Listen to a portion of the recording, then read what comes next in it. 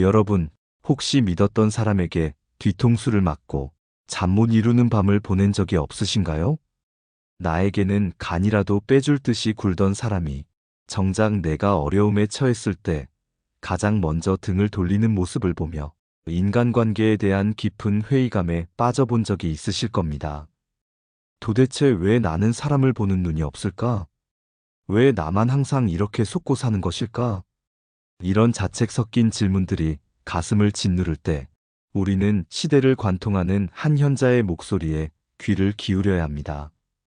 조선 최고의 실학자이자 인간 본성을 꿰뚫어보는 통찰력을 가졌던 정약용 선생은 유배지에서의 고독한 시간 동안 수많은 인간 군상을 지켜보며 우리가 절대로 속지 말아야 할 사람들의 유형을 명확히 제시했습니다.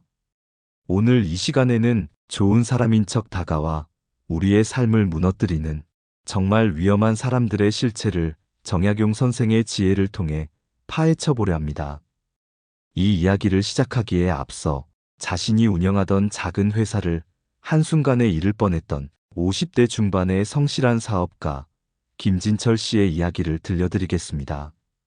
김진철 씨는 성실함 하나로 자수성가한 사람이었습니다. 그는 늘 주변 사람들에게 베푸는 것을 좋아했고 누구에게나 따뜻한 미소를 지어 보였습니다. 그런 그에게 어느 날 세상에서 가장 다정한 얼굴을 한 남자가 찾아왔습니다. 그의 이름은 이강석 씨였습니다. 이강석 씨는 김진철 씨의 사업 수완을 극찬하며 자신이 가진 모든 인맥과 자금을 동원해 돕겠다고 약속했습니다. 그는 김진철 씨가 피곤해 보일 때면 보약을 챙겨다 주었고 집안의 대소사까지 제 일처럼 발벗고 나섰습니다. 김진철 씨는 생각했습니다. 아, 세상에 이렇게 나를 생각해주고 나의 가치를 알아주는 귀인이 또 있을까? 그는 이강석 씨를 친형제처럼 믿었고 회사의 중요한 인감 도장과 통장 관리까지 맡기게 되었습니다. 하지만 그 믿음이 독이 되어 돌아오는 데는 그리 오랜 시간이 걸리지 않았습니다. 이강석 씨가 회사의 공금을 빼돌려 잠적했다는 사실을 알게 되었을 때 김진철 씨는 금전적인 손실보다 사람에 대한 배신감 때문에 심장이 멈추는 듯한 고통을 느꼈습니다. 그가 나중에 알게 된 사실은 더욱 충격적이었습니다. 이강석 씨는 이전에도 여러 사람에게 같은 방식으로 접근해 그들의 신뢰를 얻은 뒤 삶을 파괴해온 상습적인 사기꾼이었던 것입니다. 이 비극적인 사례는 우리에게 중요한 질문을 던집니다. 우리는 왜 그토록 쉽게 타인의 가식에 속아 넘어가는 것일까요? 정약용 선생은 유배지에서 아들들에게 보낸 편지에서 이렇게 경고하셨습니다. 남을 속이는 자는 반드시 먼저 아첨을 떨고 남을 해치려는 자는 반드시 먼저 신의를 보이는 법이다. 이 말씀은 수백 년이 지난 지금의 우리에게도 날카로운 비수처럼 꽂히는 진실입니다. 정약용 선생은 인간의 본성이 이익 앞에서 얼마나 쉽게 변하는지를 누구보다 뼈저리게 느끼셨던 분입니다. 선생은 말씀하셨습니다. 이익을 보고 의리를 잇는 자는 금수와 다를 바 없으나 세상에는 금수의 가죽을 쓴 사람이 너무나도 많다. 선생이 말하는 가장 위험한 사람은 자신의 목적을 달성하기 위해 타인의 감정을 도구로 사용하는 자들입니다. 그들은 상대방이 무엇을 원하는지, 어떤 말에 마음이 약해지는지를 정확히 파악합니다. 그리고는 마치 구원자라도 된 듯이 다가와 우리가 듣고 싶어하는 말만 골라서 해줍니다. 하지만 정약용 선생은 이런 자들을 향해 엄중히 꾸짖으셨습니다. 달콤한 말은 귀를 즐겁게 하지만 결국에는 몸을 망치고 집안을 파멸로 이끈다. 우리가 누군가를 만날 때 그 사람의 말이 지나치게 매끄럽거나 나의 기분을 맞춰주기 위해 안달복달하는 모습이 보인다면 우리는 그것을 친절함이 아닌 위험 신호로 받아들여야 합니다. 그렇다면 우리는 구체적으로 어떤 사람들을 경계해야 할까요? 정약용 선생의 가르침을 바탕으로 우리가 일상에서 마주할 수 있는 위험한 인물들의 특징을 정리해 보겠습니다. 첫째, 자신보다 낮은 위치에 있는 사람을 함부로 대하는 사람을 절대 믿지 마십시오. 정약용 선생은 목민심서에서 공직자의 자세를 논하며 이렇게 말씀하셨습니다. 백성을 사랑하는 마음이 없는 자는 결국 백성을 착취하고 자신의 배만 불리게 된다. 이것을 현대의 인간관계에 대입해보면 명확해집니다. 나에게는 천사처럼 다정하고 예의 바른 사람이 식당 종업원이나 주차관리원에게 함부로 대하거나 반말을 일삼는다면 그것이 바로 그 사람의 진짜 얼굴입니다. 그는 지금 당신에게서 얻을 것이 있기 때문에 가면을 쓰고 있는 것뿐입니다. 만약 당신이 더 이상 그에게 이익이 되지 않거나 상황이 역전되어 당신이 그의 아래에 있게 된다면 그는 지체 없이 당신을 그 종업원보다 더 심하게 대할 것입니다. 사람의 인품은 강한 자 앞에서가 아니라 자신보다 약한 자를 대하는 태도에서 가장 투명하게 드러납니다. 둘째, 남의 비밀을 가볍게 여기고 험담을 일삼는 자를 경계하십시오. 정약용 선생은 입을 단속하는 것은 돌을 닦는 첫걸음이다라고 강조하셨습니다. 누군가 당신에게 다가와 다른 사람의 치부나 비밀을 전하며 너만 알고 있어야 해라고 말한다면 그 사람은 반드시 당신의 비밀 또한 다른 곳에서 그렇게 전할 사람입니다. 험담은 중독성이 강하며 남을 깎아내림으로써 자신의 존재감을 확인하려는 천박한 욕망에서 비롯됩니다. 정약용 선생은 말씀하셨습니다. 남의 허물을 말하는 것은 마치 바람 앞에 먼지를 뿌리는 것과 같아서 결국 그 먼지는 자신의 눈으로 돌아오게 된다. 타인의 명예를 소중히 여기지 않는 사람은 당신의 명예 또한 언제든 짓밟을 준비가 되어 있는 사람입니다. 그들과 가까이 지내는 것만으로도 당신은 주변 사람들로부터 똑같은 부류로 오해받게 될 것입니다. 현명한 사람은 남의 말을 옮기지 않으며 오히려 침묵을 통해 자신의 내면을 보호합니다. 셋째, 작은 이익 앞에서 안색을 바꾸고 신의를 저버리는 사람입니다. 정약용 선생은 유배 시절을 회고하며 이렇게 적으셨습니다. 권세가 있을 때는 문전성시를 이루던 자들이 내가 귀향을 오자마자 길에서 마주쳐도 눈길을 피하더라. 우리가 잘 나갈 때 주변에 사람이 모이는 것은 당연한 일입니다. 하지만 진정한 인간관계의 시험대는 내가 바닥으로 추락했을 때입니다. 작은 돈 문제에 민감하게 반응하여 신뢰를 깨뜨리거나 사소한 부탁 하나에도 계산기를 두드리는 사람과는 절대로 깊은 인연을 맺어서는 안 됩니다. 그들은 당신이라는 사람 자체를 좋아하는 것이 아니라 당신이 가진 환경과 조건을 사랑하는 것이기 때문입니다.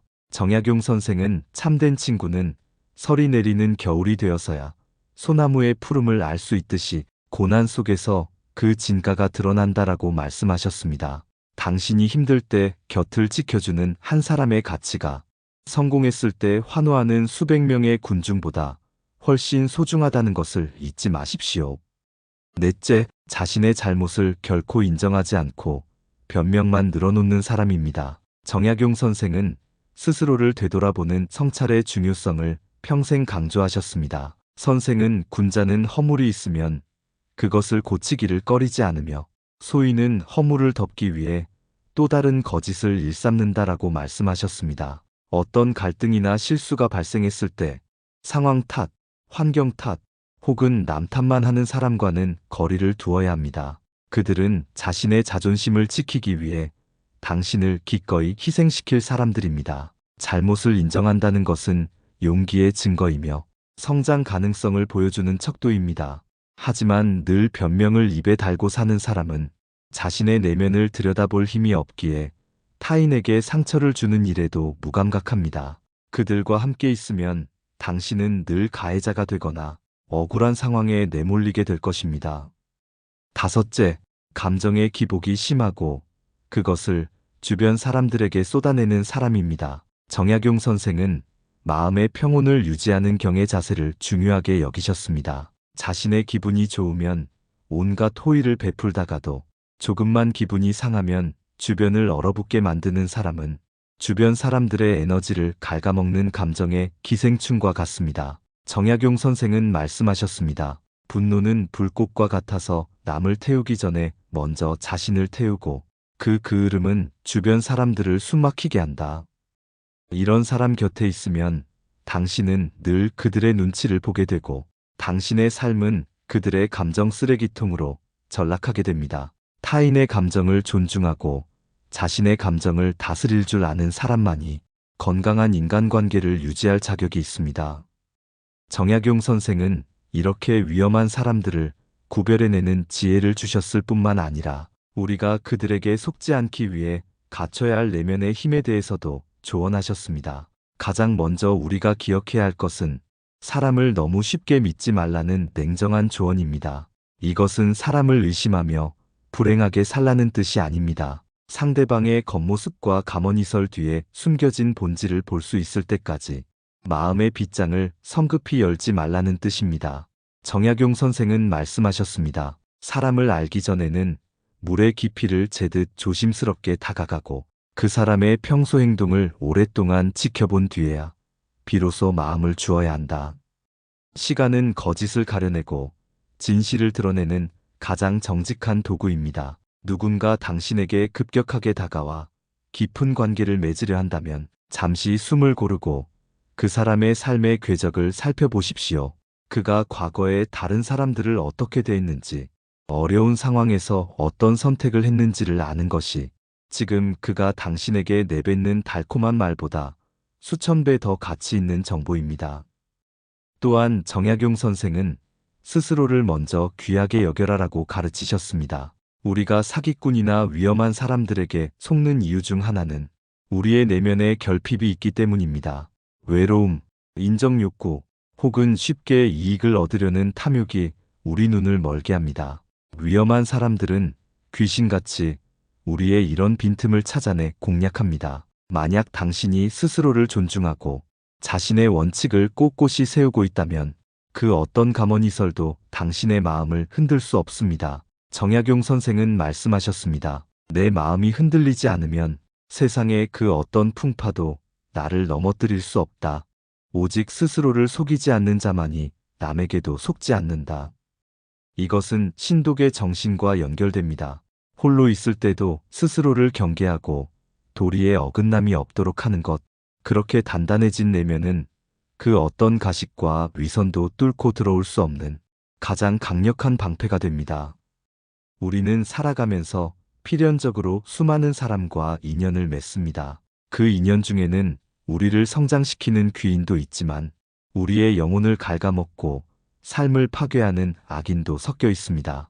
정약용 선생은 유배지에서 수없이 배신당하고 버려졌음에도 불구하고 사람에 대한 희망을 완전히 버리지 않으셨습니다. 대신 선생은 사람을 가려 사귀는 것이 얼마나 중요한지를 평생의 교훈으로 남기셨습니다. 악한 사람을 피하는 것은 비겁한 것이 아니라 나의 소중한 삶을 지키기 위한 최소한의 예의다. 여러분의 주변을 한번 둘러보십시오. 혹시 지금 당신의 곁에서 당신을 찬양하며 세상에서 가장 선한 미소를 짓고 있는 그 사람이 정약용 선생이 경고한 그 위험한 인물은 아닌지 말입니다. 사람의 말보다는 행동을 보십시오. 어제의 말과 오늘의 행동이 일치하는지를 확인하십시오. 그리고 무엇보다 그 사람이 타인을 대하는 태도가 곧 당신을 대하게 될 미래의 모습임을 기억하십시오. 세상은 점점 더 복잡해지고 사람들의 가면은 더욱 정교해지고 있습니다. 하지만 인간 본성의 원리는 예나 지금이나 변하지 않았습니다. 정약용 선생의 지혜는 혼탁한 현대사회에서 우리가 길을 잃지 않도록 돕는 가장 선명한 나침반입니다. 누군가에게 속아 상처받았다고 해서 자신을 너무 원망하지 마십시오. 그것은 당신이 선하기 때문이지 모자라기 때문이 아닙니다. 다만 이제부터는 그 선함을 지키기 위해 정약용 선생의 가르침대로 분별력을 갖추시길 바랍니다. 진정한 지혜는 사람을 무조건 믿는 것이 아니라 믿어도 될 사람을 골라낼 줄 아는 능력에서 나옵니다. 여러분, 이제 정약용 선생의 마지막 조언을 가슴에 새기며 이야기를 마무리하려 합니다. 선생은 돌아가시기 전 제자들에게 이런 말씀을 남기셨습니다. 세상에는 세 가지 부류의 사람이 있다. 첫째는 사귀면 사귈수록 향기가 나는 사람이고, 둘째는 사귀면 사귈수록 악취가 나는 사람이며, 셋째는 사귀어도 아무런 느낌이 없는 사람이다. 향기 나는 사람을 만나거든 목숨을 다해 지키고, 악취 나는 사람을 만나거든 신발을 벗어 던지고서라도 도망쳐라.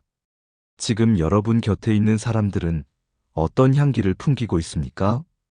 혹시 화려한 꽃장식 뒤에 숨겨진 악취를 외면하고 있지는 않습니까? 오늘의 이 통찰이 여러분의 소중한 삶을 지키고 진정으로 아름다운 인연들로만 채워나가는 밑거름이 되기를 진심으로 바랍니다. 사람에게 속지 않는 법을 아는 것, 그것이 바로 평온한 노후와 품격 있는 삶을 완성하는 가장 큰 지혜입니다. 사람을 보는 눈은 하루아침에 길러지지 않습니다. 하지만 정약용 선생의 말씀을 되새기며 매 순간 깨어있는 마음으로 사람을 대한다면 우리는 더 이상 가식과 위선의 덫에 걸려들지 않을 것입니다. 여러분의 마음속에 있는 선한 의지가 부디 악한 자들의 먹잇감이 되지 않도록 지혜라는 이름의 단단한 성벽을 쌓으십시오. 그 성벽 안에서 여러분의 삶은 더욱 안전하고 평화로울 것입니다. 긴 유배 생활 속에서도 학문의 끈을 놓지 않고 인간에 대한 깊은 탐구를 멈추지 않았던 정약용 선생의 숭고한 정신이 오늘 여러분의 삶 속에 고스란히 스며들기를 바랍니다. 언제나 여러분의 평온한 일상을 응원합니다. 사람은 변할 수 있지만 그 본성은 쉽게 바뀌지 않습니다. 그렇기에 우리는 끊임없이 공부하고 성찰해야 합니다. 나 자신이 먼저 정약용 선생이 말한 향기 나는 사람이 되기 위해 노력할 때 우리 주변에도 자연스럽게 그런 사람들이 모여들게 될 것입니다. 유유상종이라는 말처럼 나의 내면이 단단해지면 위험한 사람들은 감히 다가오지 못하고 결이 같은 맑은 영혼들만이 곁에 남게 됩니다. 그것이 바로 정약용 선생이 궁극적으로 우리에게 전하고자 했던 진정한 인간관계의 승리입니다. 오늘 하루 주변 사람들의 말 뒤에 숨겨진 본심을 가만히 들여다보십시오. 그리고 혹시라도 위험한 징후가 보인다면 망설이지 말고 마음의 거리를 두십시오. 그것이 여러분 자신을 사랑하는 가장 확실한 방법입니다. 정약용 선생은 유배지에서 보낸 고통의 세월을 원망으로 채우지 않고 후대를 위한 지혜의 기록으로 승화시키셨습니다. 우리 역시 삶의 크고 작은 배신과 상처를 사람을 보는 통찰력을 키우는 자양분으로 삼아야 합니다. 그 시련을 통해 우리는 더욱 깊어지고 더욱 단단해질 것입니다. 정약용 선생의 말씀은 차갑고 날카로워 보이지만 그 안에는 인간에 대한 뜨거운 애정이 담겨 있습니다. 잘못된 길로 들어서지 않기를 바라는 스승의 마음, 자식들이 세상의 풍파에 휩쓸리지 않기를 바라는 아버지의 마음이 그 모든 가르침의 바탕입니다. 우리가 그분의 말씀을 따르는 것은 단순히 손해를 보지 않기 위함이 아니라 우리의 삶을 더욱 인간답고 가치 있게 가꾸기 위함입니다. 오늘 여러분의 가슴 속에 정약용 선생의 지혜가 한 등불이 되어 앞으로 만날 수많은 인연의 길을 밝혀주기를 간절히 소망합니다. 인생이라는 긴 여정에서 우리가 만나는 모든 사람은 우리에게 무언가를 가르쳐 줍니다. 위험한 사람은 우리에게 경계와 분별력을 가르쳐 주고 선한 사람은 우리에게 사랑과 신뢰를 가르쳐 줍니다. 그 모든 가르침을 소중히 여기되 결코 악한 자들의 꾀임에 빠져 여러분의 귀한 삶을 낭비하지 마십시오. 정약용 선생은 말씀하셨습니다. 길을 잃는 것은 두려운 일이 아니다. 진짜 두려운 것은 길을 잃었다는 사실을 깨닫지 못하는 것이다. 만약 지금 누군가에게 속고 있다는 느낌이 든다면 혹은 인간관계에서 말할 수 없는 공허함을 느끼고 있다면 지금이 바로 멈추어 서서 정약용 선생의 지혜를 빌려야 할 때입니다. 여러분의 삶은 그 무엇보다 소중합니다. 그 소중한 삶을 지키기 위해 때로는 과감하게 선을 긋고 때로는 냉정하게 돌아설 줄 아는 용기를 가지십시오. 그것이 정약용 선생이 우리에게 주는 가장 실질적이고 강력한 무기입니다. 오늘의 이 긴 이야기가 여러분이 더 이상 사람에게 상처받지 않고 오직 진실한 사람들과 함께 행복한 시간을 만들어가는데 큰 힘이 되기를 바랍니다. 끝으로 정약용 선생의 이 한 문장을 다시 한번 강조하며 대본을 마칩니다. 사람을 보는 눈이 어두우면 평생을 고단하게 살 것이요. 사람을 보는 눈이 밝으면 평생을 평안하게 살 것이다. 여러분의 눈이 언제나 진실을 꿰뚫어 보는 빛으로 가득하기를, 그리고 그 빛으로 여러분의 삶을 안전하게 지켜내기를 응원합니다. 깊은 밤 혹은 고요한 아침, 이 지혜의 말씀들이 여러분의 마음속에 평온한 호수가 되어 머물기를 바랍니다. 감사합니다. 내 삶을 바꾸는 지혜였습니다.